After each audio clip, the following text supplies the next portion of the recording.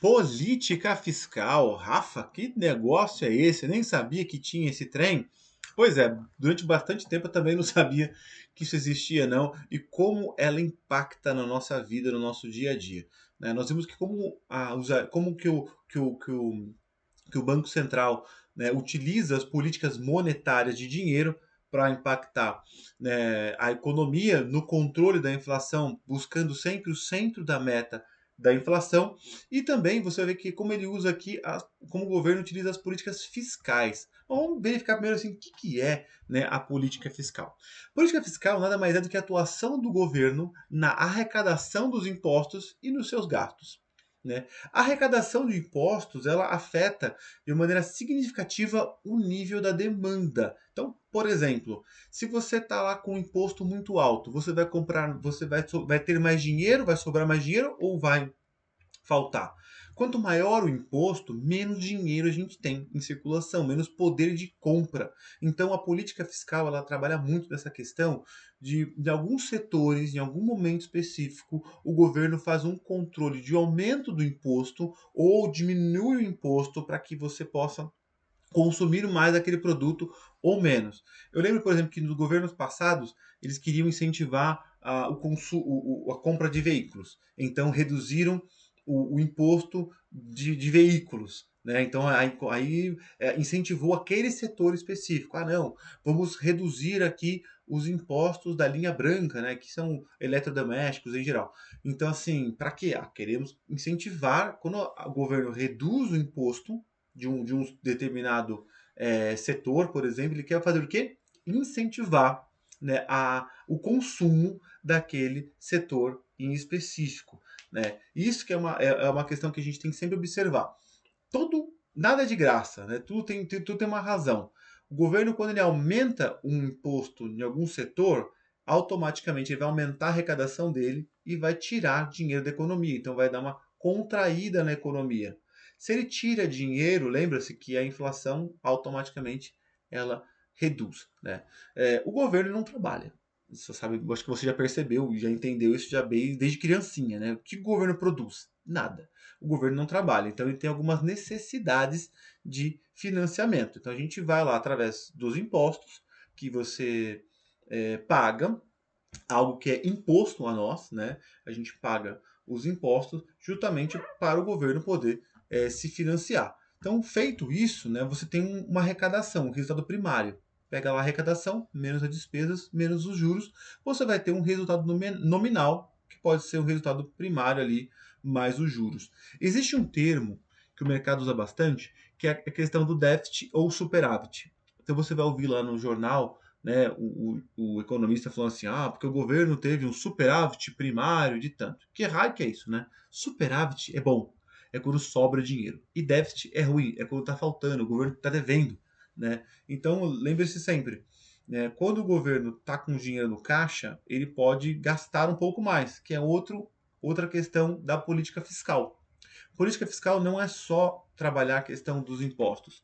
Política fiscal também tem a ver como o governo tem gastado o seu dinheiro. Se o governo gasta mais dinheiro, lembra lá a forma do PIB? Está tudo conectado. Na forma do PIB, quando o governo gasta mais dinheiro, o PIB sobe. Então, o governo gastar dinheiro é uma política expansionista, ele quer que ele cresça. Quando o governo gasta menos dinheiro, né, é uma política contracionista. Né? Eu vou mostrar para você, inclusive, aqui no próximo gráfico que eu deixei aqui só para te explicar isso com mais clareza. Então, olha o resultado aqui esperado da economia, que são os instrumentos da política fiscal. Os gastos públicos. Quando o governo gasta, né, o seu dinheiro aqui, né, automaticamente ele aumenta, ele expande a economia. Já se ele reduz as suas despesas, né, se há uma redução de despesa aqui, a política implantada é uma política mais restritiva. Mesma coisa com a questão dos impostos e taxas. Né? Se o governo reduz os impostos, então ele está expandindo a economia. Já se ele aumenta os impostos, ele vai dar uma restringida na economia, vai ser uma contraída na economia. Neste momento que eu estou falando com você aqui, o governo acabou de implementar diversas medidas de redução dos impostos, principalmente do imposto do combustível, né, do imposto da gasolina. Reduziu muito o ICMS. Por quê? Olha só como eu vou falar. E por que que eu estou pegando esse gancho? Porque na próxima política que a gente vai tratar vai ser a política cambial. Olha como está tudo muito conectado. A gasolina vem do petróleo. E o petróleo, ele é uma commodity. O que significa commodity, Rafa? Tudo que é negociado em grande quantidade. Então, ferro é commodity, soja é commodity, tudo que é negociado em tonelada. Então, só para ter um parâmetro, tudo que é commodity é negociado em dólar, dólar americano. Então, e por que dólar? Dólar os Estados Unidos é a maior economia do mundo, né? E ele acabou ditando algumas questões. A OPEP, na época, há anos atrás, né? Acabou cotando o barril do petróleo em dólar, então ficou o dólar como base para tudo no mercado financeiro, é cotado em dólar. Então, vamos falar mais isso aí em política cambial. Pois bem, o governo reduziu o imposto da gasolina. A gasolina vem do petróleo. O petróleo é cotado em dólar. O dólar subiu muito ultimamente, né? Subiu bastante. Então, automaticamente, o preço da gasolina aumentou demais também. A gasolina é um tipo de consumo que a gente chama de uma demanda inelástica. O que é uma demanda inelástica? É, a R$ 10 ou a R$ 5 não tem jeito, eu preciso ir trabalhar com o meu carro. Então eu preciso encher o meu tanque, posso até usar um pouco menos, mas assim, não muda muito o consumo. Isso impacta diretamente na inflação.